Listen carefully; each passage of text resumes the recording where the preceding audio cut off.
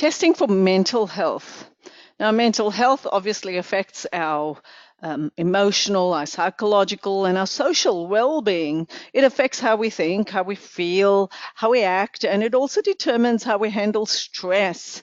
The WHO, World Health Organization, reports that anxiety disorders are the most common mental health disorders worldwide, with specific phobias or major depressive disorders and social phobias being the most common anxiety disorders. Of course, there's a whole array of mental health conditions, and how do we go about testing them? The important thing is to identify the balance of your both inhibitory and excitatory neurotransmitters, and also how they are being metabolized. So this can be done through a neurotransmitter test, which identifies your inhibitory neurotransmitters, namely serotonin and GABA, as well as the excitatory ones like adrenaline or adrenaline glutamate, histamine. Histamine is an amino acid neurotransmitter, as well as other amino acids such as phenylethylamine, glycine, as well as the metabolites of those neurotransmitters. This can be done through a simple urine test.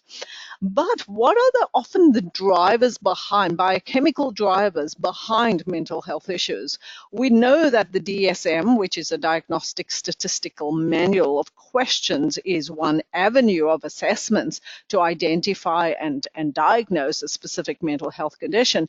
But biochemically, we're still talking about the same amount of neurotransmitters that are becoming out of balance in order to develop a mental health condition, whether it be cognition decline or autism, ADHD, or you can have a look at your standard stress, anxiety, depression, or really complex issues such as psychoses or schizophrenia, etc. So what we need to do is identify these neurotransmitters, but also look at the underlying issues. Is there nutrient depletion? Is there a problem with your zinc and copper? So you can identify zinc, copper, and ceruloplasmin with histamine and homocysteine in a Pfeiffer profile. Or you can, is there a genetic predisposition to the mental health issues? So you might want to examine your cryptopyrroles. There might be a stress as an underlying driver where you might want to examine your levels of cortisol at different times of the day and to measure your cortisol throughout a diurnal pattern of a day.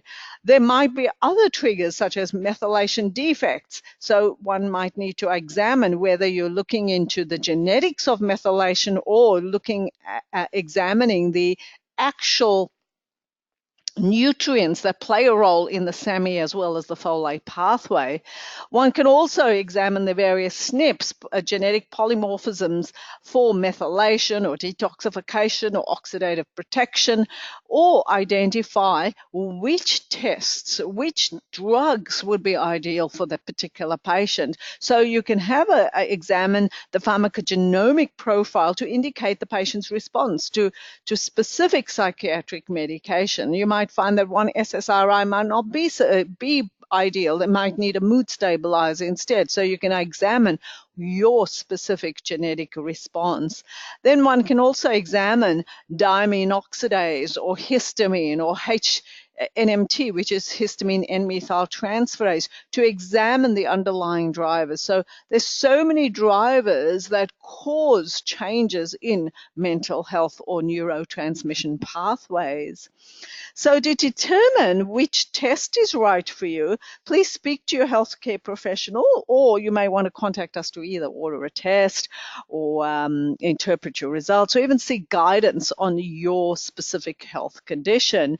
To learn more, you can check out our Learning Center to get an in-depth education on this very topic. And the education is called Alchemy of the Mind. It's available both in a book as well as an online masterclass.